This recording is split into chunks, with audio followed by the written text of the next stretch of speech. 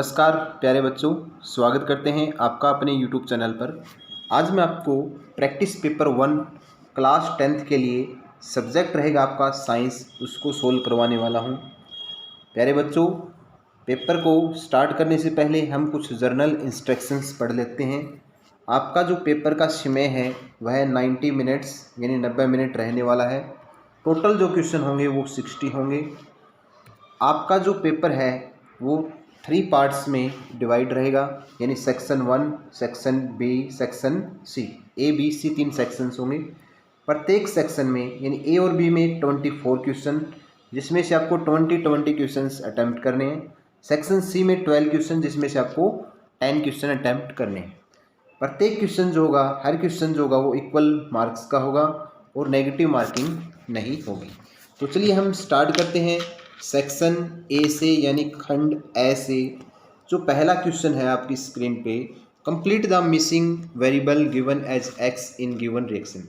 आपको यहाँ पर एक्स के स्थान पे क्या लिखना है कि हमारी जो ये केमिकल इक्वेशन है ये बैलेंस हो जाए।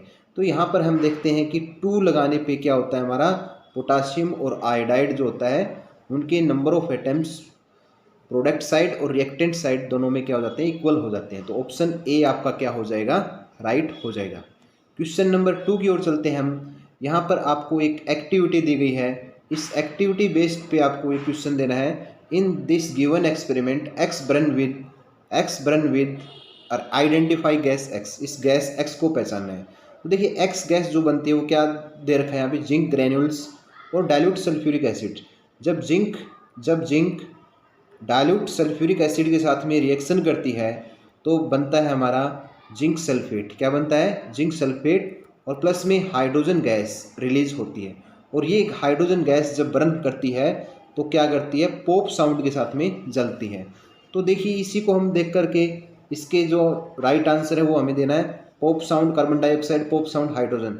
तो यहीं से आपका जो राइट आंसर होगा वो बी हो जाएगा, पॉप साउंड एंड हाइड्रोजन। उसके बाद में वीआई स्टूडेंट्स के लिए, जो विजुअली इम्पेयर्ड स्टूडेंट्स होते हैं उनके लिए एक क्वेश्चन है इस प्रकार से, when zinc granules react with dilute sulphuric acid A gas x released x burn with.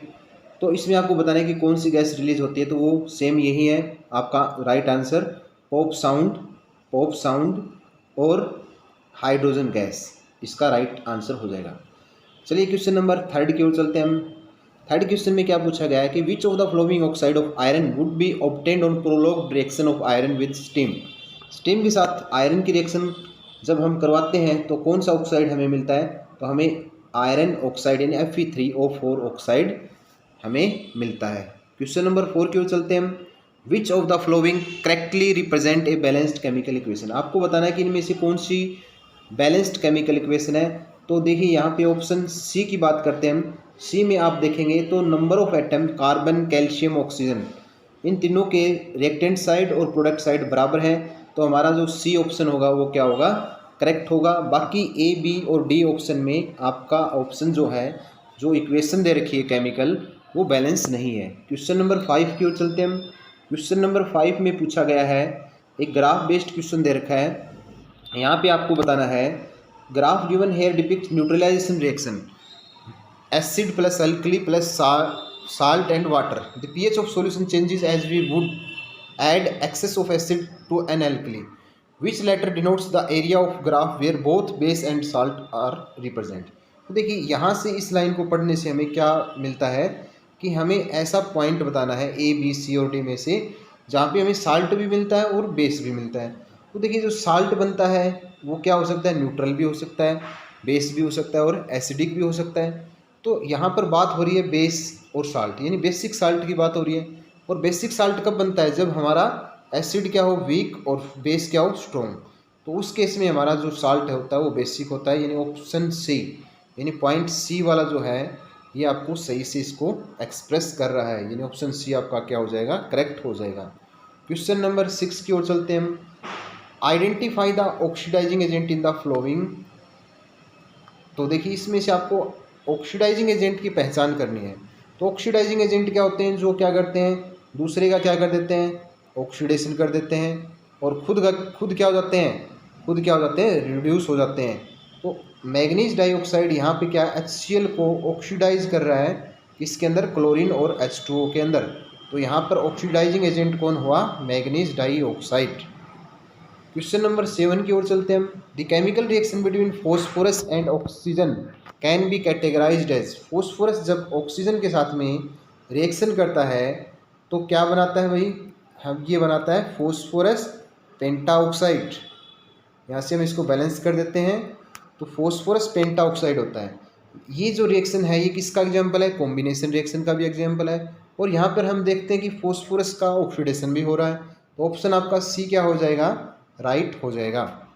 Question number 8 में देखिए, when acid dissolve in water gives. तो हमें एसिड को जब वाटर के अंदर डिजोल्व करते हैं तो हमें पता है कि हाइड्रोजन आयन के अंदर डिसोशिएट होता है, ये आयनाइज हो जाता है किसके अंदर? Hydrogen ion. और ये हाइड्रोजन आयन जब वाटर के साथ मिल जाते हैं तो क्या बनाते हैं? हाइड्रोनियम आयन की फॉर्मेशन होती है। तो ऑप्शन आपका सी वाला क्या हो जाएगा? राइट हो जाएगा। क्वेश्चन नंबर 9 की ओर चलते हैं हम।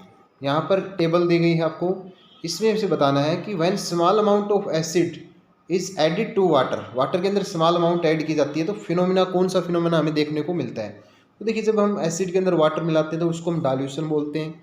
न्यूट्रलाइजेशन नहीं होता क्योंकि न्यूट्रलाइजेशन में साल्ट, एसिड और बेस रिएक्ट करते हैं, साल्ट की फॉर्मेशन होती है।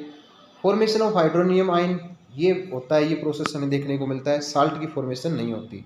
यानी 1 और 3। तो ऑप्शन आपका क्या हो जाएगा? बी आपका राइट हो जाएगा। क्वेश्चन नंबर 10 की ओर चलते हैं हम। इसमें से आपको बताना है कि कौन सा जो इक्वेशन है, when iron rod is covered with reddish brown layer which damage the surface of rod its balance equation is represented by. तो बैलेंस इक्वेशन आप यहाँ पे ऑप्शन बी में आप देख सकते हैं, ये बैलेंस इक्वेशन है, बाकी बैलेंस इक्वेशन नहीं है बाकी ऑप्शन में जो दी गई है। तो ऑप्शन आपका बी क्या हो जाएगा? राइट हो जाएगा। क्वेश्चन नंबर 11 की ओर चलते हैं हम। क्वेश्चन नंबर 11 में आपको पूछा गया है, the diagram shows the arrangement of cell inside the leaf of green plant containing chloroplast, choose the correct option of the cell. तो सेल का आपको ऐसी सेल को चूज करना है जो क्लोरोप्लास्ट को कंटेन करती हैं।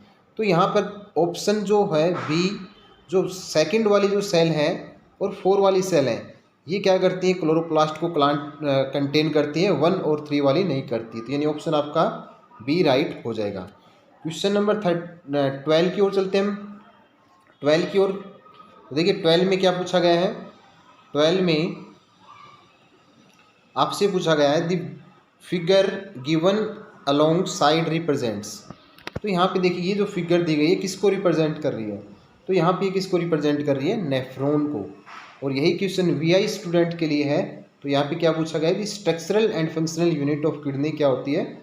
नेफ्रॉन होती है। क्या होती है? नेफ्रॉन। ऑप्शन बी इसमें राइट होगा। क्वेश्चन नंबर 13 की ओर चलते हैं हम। 13 में पूछा गया है, can neutralisation reaction be best described as a physical change या केमिकल चेंज। जो न्यूट्रलाइजेशन रिएक्शन होती है वो उसमें फिजिकल चेंज होता है या केमिकल चेंज? तो देखिए, न्यूट्रलाइजेशन रिएक्शन में किसकी, जब एसिड और प्लस बेस रिएक्ट करते हैं तो किसकी फॉर्मेशन होती है? साल्ट की और वाटर की। तो देखो, यहाँ से नए प्रोडक्ट की फॉर्मेशन होती है और नए सब्सटेंस बनते हैं तो उसको हम क्या बोलते हैं? Chemical change. यानी आपका ऑप्शन बी क्या होगा? राइट होगा। New chemical are form during neutralisation reaction. चलिए हम क्वेश्चन नंबर 14 की ओर बात करते हैं। 14 में एक डायग्राम बेस्ड क्वेश्चन दिया गया है। यहाँ पर आपको 1 2 3 4 पॉइंट दे रखे हैं, इनको आपको पहचान करनी है कि इनके नाम क्या है। तो यहाँ पे जो पॉइंट 1 है ये किसको रिप्रेजेंट करता है? न्यूक्लियस को। जो 2 वाला है ये करता है, 2 वाला ये क्लोरोप्लास्ट को। 3 वाला जो करता है वो वैक्यूल को। और जो 4 वाला है ये यहाँ से ये क्या है? Guard cell. तो ऑप्शन आपका डी हो जाएगा करेक्ट। वीआई स्टूडेंट्स के लिए जो ऑप्शन होगा, इसमें क्या पूछा गया है? Guard cell of stomata. Guard cell of stomata में क्या क्या होता है? न्यूक्लियस होता है, क्लोरोप्लास्ट होता है और वैक्यूल होता है। यानी ऑप्शन इसका डी राइट होगा। क्वेश्चन नंबर 15 की ओर चलते हैं हम। Lactic acid production has occurred in athlete while running in 400 metre race, which of the following process explain this event. तो इस इवेंट में कौन सा प्रोसेस होता है? तो देखिए, लैक्टिक एसिड की फॉर्मेशन कब होती है? जब हमारी बॉडी के अंदर एनारोबिक रेस्पिरेशन होता है। यानी ऑप्शन बी इसका क्या हो जाएगा? राइट हो जाएगा। क्वेश्चन नंबर 16 की ओर चलते हैं हम। Veins are thin walled and have valves because. Veins जो होती हैं उनका जो कार्य जो होता है वो क्या होती है, they carry blood from body organ to heart. और वो क्या होती है, उनकी वाल जो होती है वो थिन होती है और वाल होते हैं उसके अंदर, किस लिए होते हैं, to ensure blood flow in one direction. यानी ऑप्शन क्या हो जाएगा, सी आपका राइट हो जाएगा। क्वेश्चन नंबर 17 में देखिए, which of the following mirror is use to concentrate sunlight to produce heat in solar furnace. तो कौन सा मिरर का यूज़ किया जाता है, वो किया जाता है कनकेव मिरर का, क्योंकि कनकेव मिरर क्या करता है, लाइट को फोकस करता है वन पॉइंट पे। तो देखिए ऑप्शन सी क्या हो जाएगा, राइट हो जाएगा, कनकेव मिरर। क्वेश्चन नंबर 18 में क्या पूछा गया है, क्वेश्चन नंबर 18 में न्यूमेरिकल बेस्ड क्वेश्चन है मिरर से रिलेटेड। तो देखिए इसमें क्या पूछा गया है, an object is placed 15 centimetre in front of concave mirror of focal length 10 centimetre, at what distance from the mirror should a screen be placed in order to obtain sharp image. यानी आपको image की distance निकालनी है mirror से। यहाँ पर आपको object की डिस्टेंस दे रखी है और फोकल लेंथ दे रखी है। तो देखिए आप मिरर फॉर्मूला यूज़ कर सकते हैं इसमें, 1/f equal to 1/u plus 1/v। तो यहाँ पर v निकालनी है, इसको एक स्थान पे रखो और बाकी 1/f में से 1/u सब्ट्रैक्ट कर दो, तब जो आपको जो आंसर आएगा वो आएगा 30 सेंटीमीटर। यानी ऑप्शन आपका क्या हो जाएगा, सी राइट हो जाएगा। क्वेश्चन नंबर 19 की ओर चलते हैं हम। 19 में पूछा गया है, the unit of power of lens. जो लेंस की जो पावर होती है, यूनिट होती है लेंस की पावर को मेज़र करने के लिए, वो क्या होती है, तो वो होती है हमारी डायप्टर। यानी ऑप्शन आपका सी राइट हो जाएगा। क्वेश्चन नंबर 20 की ओर चलते हैं हम। 20 में पूछा गया कि refractive index of a medium is the ratio of, किसका रेशियो होता है, velocity of light in vacuum to the velocity of light in medium. ये आपका राइट आंसर हो जाएगा, डी वाला। क्वेश्चन नंबर 21 में क्या पूछा गया है, a ray of light passes from air into water, the angle of refraction. जो एंगल ऑफ रिफ्रैक्शन होता है, एंगल ऑफ इंसिडेंस से क्या होता है, कम होता है। यानी angle of incidence angle of refraction से ज़्यादा होता है। क्यों होता है, क्योंकि लाइट जो होती है जब रेयर से डेंसर मीडियम में जाती है तो वो मतलब नॉर्मल की तरफ क्या होती है, बैंड हो जाती है। तो एंगल इस वजह से क्या होता है, कम हो जाता है। तो angle I greater than angle R. Question number 22 में चलते हैं हम। Image formed by plane mirror is always virtual and erect. यानी ऑप्शन आपका सी क्या हो जाएगा, राइट हो जाएगा। क्वेश्चन नंबर 23 में न्यूमेरिकल बेस्ड क्वेश्चन है, लेंस वाला फॉर्मूला आपको यूज करना है। यानी 1/f equal to 1/v minus का 1/u। तो यहाँ से आपको ऑब्जेक्ट की डिस्टेंस निकालनी है। यहाँ पे फोकल लेंथ दे रखा आपको और जो इमेज की डिस्टेंस है वो दे रखी है। यानी आपको 1/u निकालना है और 1/u आप निकालते हैं तो वो आपका आता है 30 सेंटीमीटर। तो 30 सेंटीमीटर के लिए आपका ऑप्शन हो जाएगा बियॉन्ड 20 सेंटीमीटर। यानी ऑप्शन आपका सी क्या हो जाएगा, करेक्ट हो जाएगा। क्वेश्चन नंबर 24 पे आते हैं हम।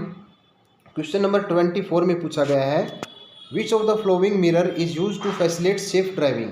सेफ ड्राइविंग के लिए जो हम मिरर का यूज़ करते हैं साइड व्यूज़ देखने के लिए, वो होता है हमारा कन्वेक्स मिरर। ऑप्शन बी आपका राइट हो जाएगा।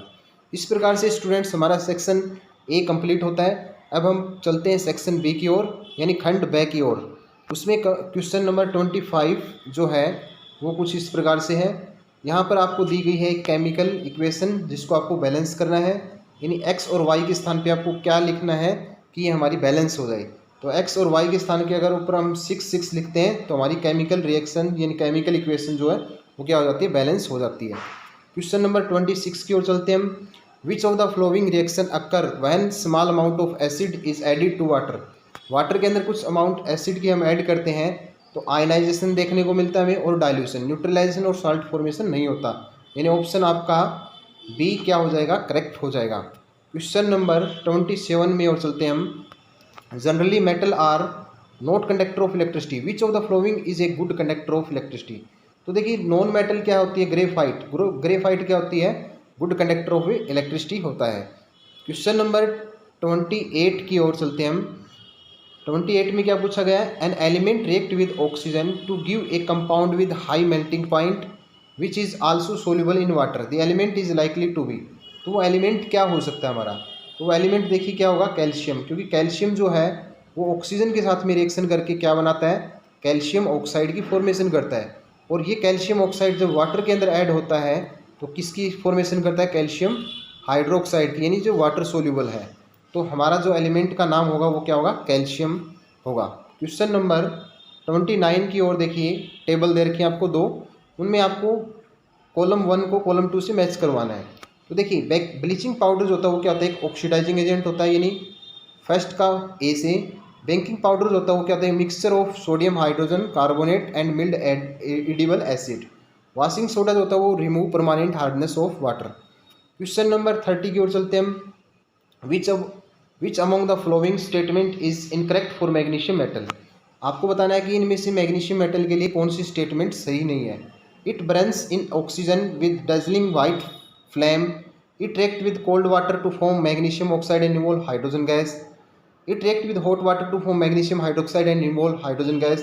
It react with steam to form magnesium hydroxide and involve hydrogen gas. तो देखिए जो बी स्टेटमेंट है ये वाली आपकी क्या है? इनकरेक्ट हो जाएगी। क्यों? क्योंकि जो मैग्नीशियम होता है वो कोल्ड वाटर के साथ में रिएक्शन नहीं करता, इसके साथ में करता है हॉट वाटर के साथ में। तो आपका ऑप्शन बी क्या हो जाएगा? राइट हो जाएगा। क्वेश्चन नंबर 31 की ओर चलते हैं हम। क्वेश्चन नंबर 31 से 35 तक आपको स्टूडेंट्स टू स्टेटमेंट्स वाले क्वेश्चन है। इसमें आपको एक एसेसन और एक रीज़न दिया हुआ है। अगर आपके दोनों ऑप्शन यानी एसेसन और रीज़न दोनों राइट हैं और जो रीज़न है वो करेक्ट एक्सप्लेनेशन कर रहा है एसेसन को, तो आपका ऑप्शन जो होगा वो होगा आपका ए। तब आपको क्या करना है? ए ऑप्शन पे टिक करना है। अगर आपका एसेसन ए और रीजन दोनों ठीक है बट आर जो है रीजन जो है वो करेक्ट एक्सप्लेनेशन नहीं कर रहा है एसेसन को, तब आपका ऑप्शन जो होगा वो बी होगा। अगर आपका एसेसन ए करेक्ट है और रीजन आर जो है वो फॉल्स है तब आपका ऑप्शन जो होगा वो सी होगा। अगर आपका एसेसन फॉल्स है और रीजन ठीक है तब आपका ऑप्शन क्या होगा? डी। तो इस हिसाब से आपको क्या करना है?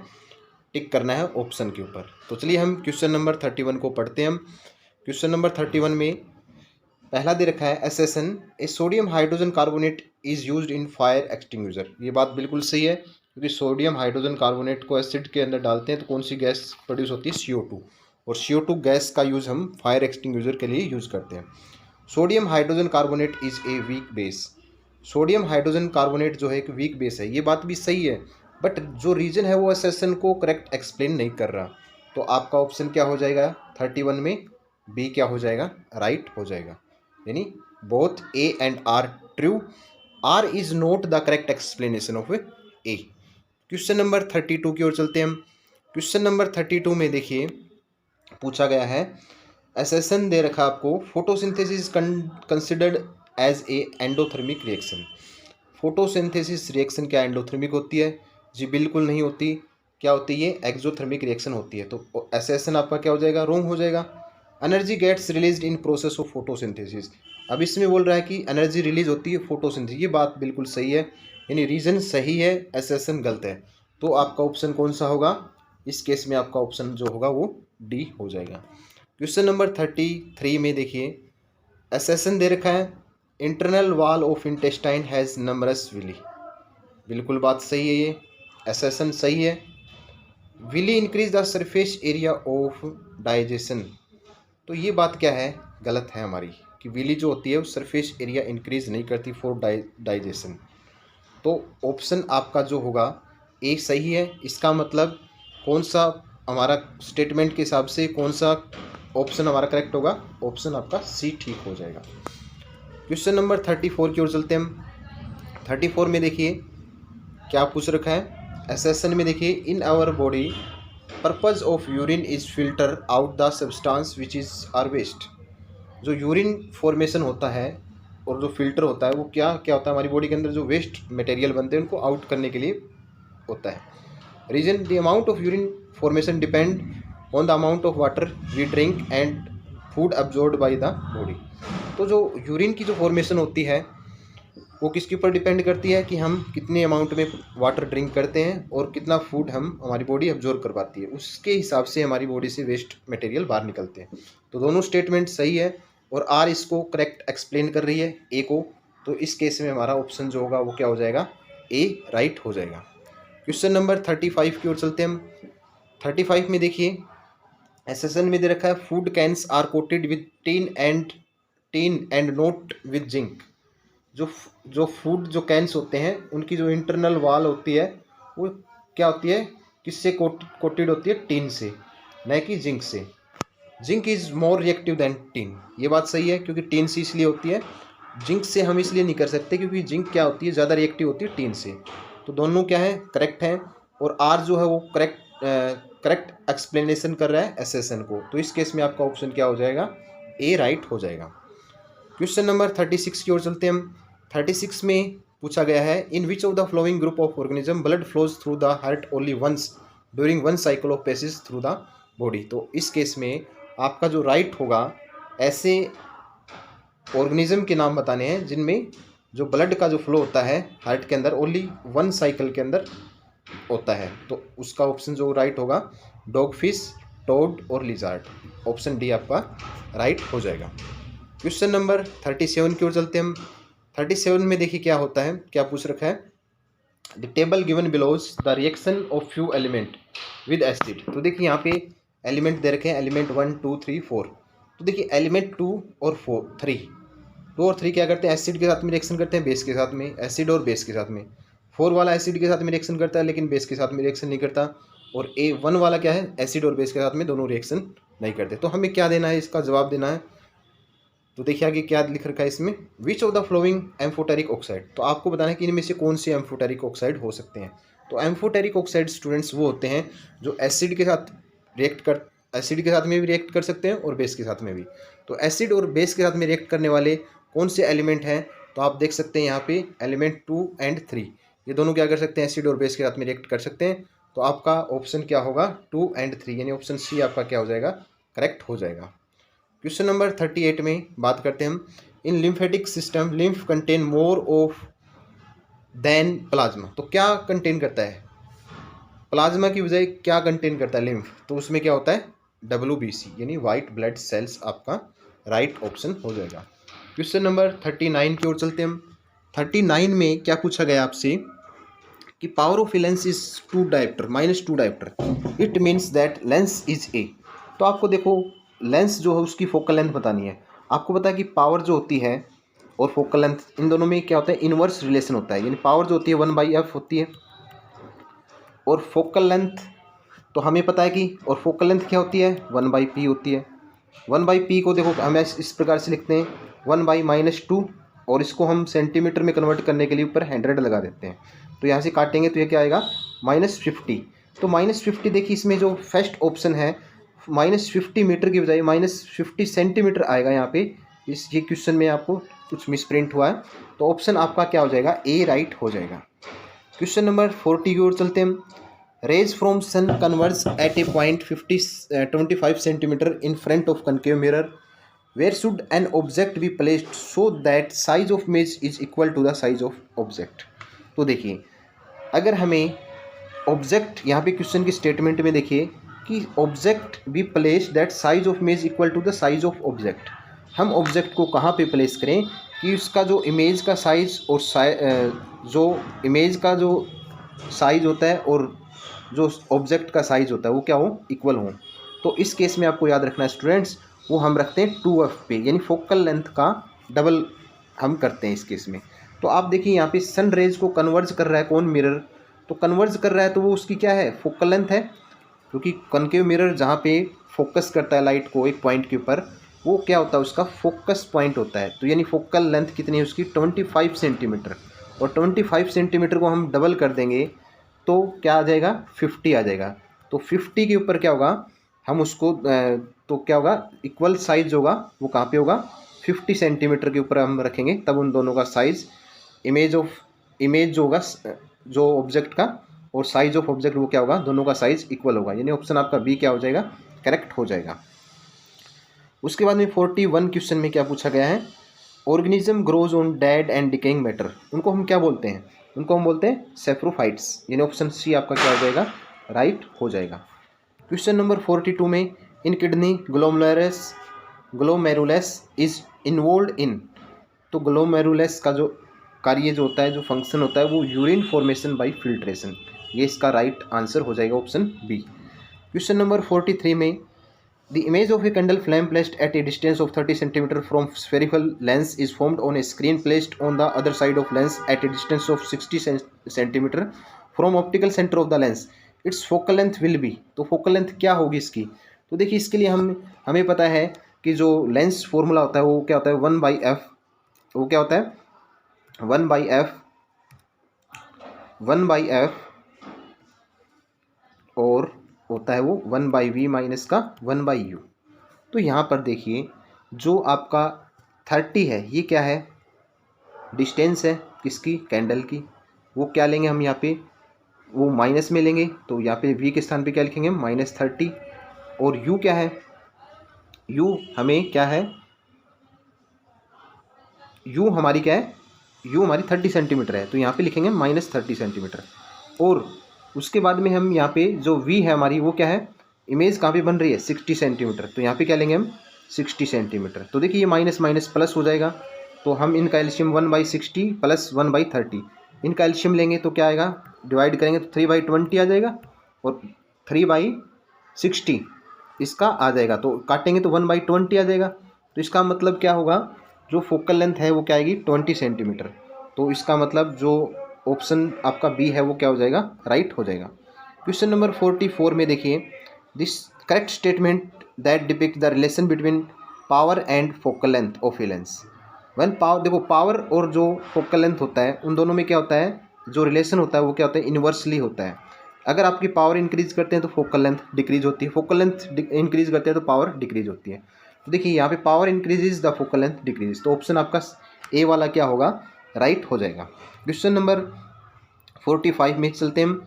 45 में देखिए क्या पूछा गया है कि in an experiment the trace of path of रे of light passing through rectangular glass slab for students. तो आपको बताना है कि इनमें से कौन सा ऑब्जर्वेशन सही है।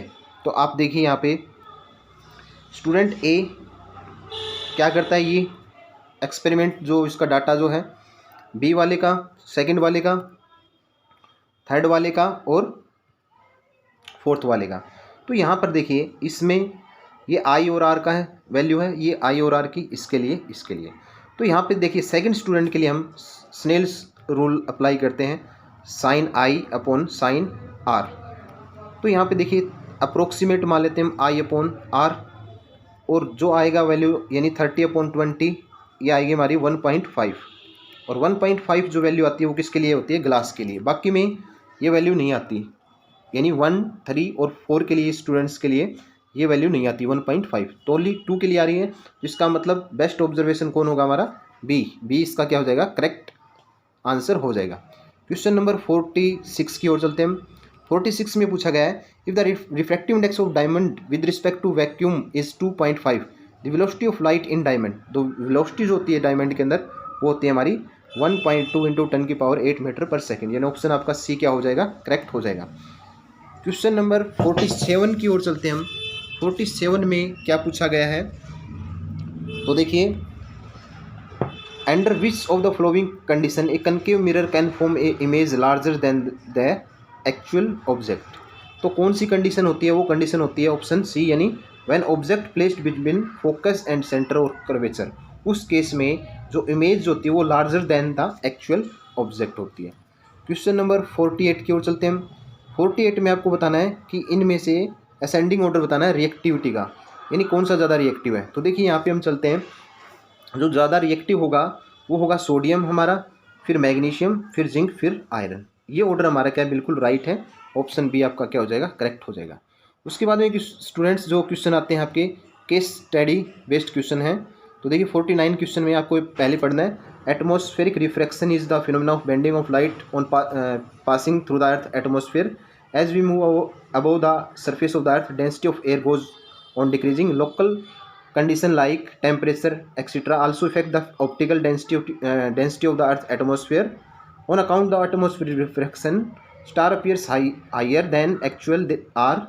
We observe advanced sunrise and delayed sunset. Oval appearance of sun at sunrise and sunset. Twinkling of star occurs while planets do not. तो देखिए आपको इनके पढ़ करके इनको आपको आंसर देने हैं। तो देखिए due to atmospheric refraction apparent length of the day, atmospheric refraction की वजह से हमारी जो डे की लेंथ जो होती है वो क्या होती है, इंक्रीज हो जाती है। क्या हो जाती है, इंक्रीज। तो ऑप्शन ए आपका राइट होगा। क्वेश्चन नंबर 50 के अंदर देखिए, इन एब्सेंस ऑफ एटमॉस्फेयर, अगर हमारे एटमॉस्फेयर ना हो तो उस केस में स्काई का जो कलर होता है वो क्या होता है, ब्लैक होगा। तो ऑप्शन आपका बी क्या होगा, राइट होगा। Question number 51, which of the following phenomena does not occur only due to atmospheric refraction. Atmospheric refraction की वजह से कौन सा फिनोमिना नहीं होता। तो देखिए, twinkling of star, advance sunrise, delayed sunset, इनको छोड़ करके रेनबो फॉर्मेशन जो होता है इसमें केवल रिफ्रैक्शन ही टोटल इंटरनल रिफ्लेक्शन भी होता है। तो ऑप्शन आपका क्या हो जाएगा, सी करेक्ट हो जाएगा। क्वेश्चन नंबर 52 में, the bluish colour of water in deep sea is due to, जो वाटर का जो ब्लू कलर जो होता है वो किसकी वजह से होता है, वो होता है आपका स्कैटरिंग ऑफ लाइट, यानी ऑप्शन आपका सी क्या हो जाएगा, करेक्ट हो जाएगा। क्वेश्चन नंबर 53 की ओर चलते हैं हम। 53 में देखिए क्या पूछा गया है, which metal is best conductor of electricity. आपको बताना है कि ये पहले पढ़ना आपको पैराग्राफ, और फिर उसको पढ़ करके आपको बताना है कि इनमें से, तो हम डायरेक्ट क्वेश्चन पे चलते हैं। Which metal is best conductor of electricity. तो देखिए, silver, iron, mercury, silver, platinum, iron और मरकरी, तो इनमें से आपको कौन है बेस्ट कंडक्टर ऑफ इलेक्ट्रिसिटी जो है वो सिल्वर है। तो ऑप्शन आपका ए क्या हो जाएगा, राइट हो जाएगा। यानी ए, देखिए आप इसमें ऑप्शन वाले क्वेश्चन भी दे रखे हैं, हाँ यही क्वेश्चन है, इसमें केवल आपको एक करेक्ट जो आंसर है वो चूज करना है। तो इसमें क्या आ जाएगा, सिल्वर आ जाएगा। जो बेस्ट कंडक्टर है इलेक्ट्रिसिटी की वो सिल्वर होगी। क्वेश्चन नंबर 54 की ओर चलते हैं हम। Which of the following are most malleable and ductile. इनमें से कौन सी ज़्यादा क्या है, मेटल मेलेबल है और डक्टाइल। तो आपको बताना है। तो देखिए, इसमें कौन, गोल्ड होगा और सिल्वर होगा। पोटाशियम और सोडियम क्या होती है, मेलेबल तो होती है, लेकिन गोल्ड और सिल्वर ज़्यादा होते हैं। तो इन्हें ऑप्शन आपका डी क्या हो जाएगा, करेक्ट हो जाएगा। क्वेश्चन नंबर 55 की ओर चलते हैं हम। 55 में पूछा गया है, which of the flowing metal exist in liquid form and is also used in thermometer. तो देखिए, थर्मोमीटर में जो मेटल यूज की जाती है वो क्या होती है, मरकरी होती है। तो मरकरी ही होती है। तो ऑप्शन इसमें आपका सी क्या हो जाएगा, राइट हो जाएगा। और ये लिक्विड स्टेट में भी होती है एट रूम टेम्परेचर पे। क्वेश्चन नंबर 56 की ओर चलते हैं हम। 56 में क्या पूछा गया है, sodium is element which and form positive ion. Sodium क्या होती है, मेटल होती है, और जो क्या करती है, लूज इलेक्ट्रॉन करती है, और इलेक्ट्रॉन जो लूज करता है जो एलिमेंट, वो क्या बनाता है, पॉजिटिव आयन बनाता है। यानी ऑप्शन आपका बी क्या हो जाएगा, राइट हो जाएगा। क्वेश्चन नंबर 57 की ओर चलते हैं हम। Which of the following blood component is responsible for carrying oxygen to different part of the body. तो कौन सा कंपोनेंट जो होता है वो रिस्पॉन्सिबल होता है carrying oxygen to different part of the body. तो होमोग्लोबिन। तो क्या होगा, होमोग्लोबिन इन आरबीसी, यानी रेड ब्लड सेल्स में जो होमोग्लोबिन होता है ऑक्सीजन को कैरी करने का काम करता है। क्वेश्चन नंबर 58 की ओर चलते हैं। Which blood cell is are called soldier of body. किस ब्लड सेल को हम क्या बोलते हैं, सोल्जर कहते हैं हमारी बॉडी की। तो देखिए, हम क्या बोल सकते हैं उसको, WBC, नहीं वाइट ब्लड कॉर्पुसेल्स, या हम वाइट ब्लड सेल इसको बोल सकते हैं। WBC क्या होती है, सोल्जर होती है हमारी बॉडी की। 59 की ओर चलते हैं। 59 क्वेश्चन में देखिए क्या पूछा है, which of the following component of blood is responsible to stop bleeding at the site of injury. Injury के समय जो ब्लड स्टॉपिंग का काम करता है वो कौन करता है, प्लेटलेट्स। यानी प्लेटलेट्स जो होता है वो हमारी ब्लड को, जब इंजरी हो जाती है तो ब्लड जो निकलता है उसको स्टॉप करने का काम करता है। Question number 60, lymph is modified blood that contains. तो लिम्फ जो होता है उसमें क्या क्या होता है। तो इसमें देखिए, RBC and protein, WBC and all protein, all content of blood except RBC and certain protein. तो देखिए, उसमें क्या नहीं होता, RBC नहीं होता और कुछ प्रोटीन्स नहीं होते। तो ऑप्शन आपका क्या, जो डी ऑप्शन है वो इसको करेक्ट एक्सप्लेन कर रहा है। तो स्टूडेंट्स, ये हमारा आज का वीडियो का हमारा लास्ट क्वेश्चन था। आपको वीडियो कैसी लगी कमेंट करके ज़रूर बताना। अगर चैनल पे पहली बार आप विजिट कर रहे हैं तो चैनल को लाइक व सब्सक्राइब ज़रूर करना। हम आपके लिए सेकंड सेट फुली सोल्ड लेके आएंगे। तब तक के लिए आप अपना ख्याल रखिए। Take care.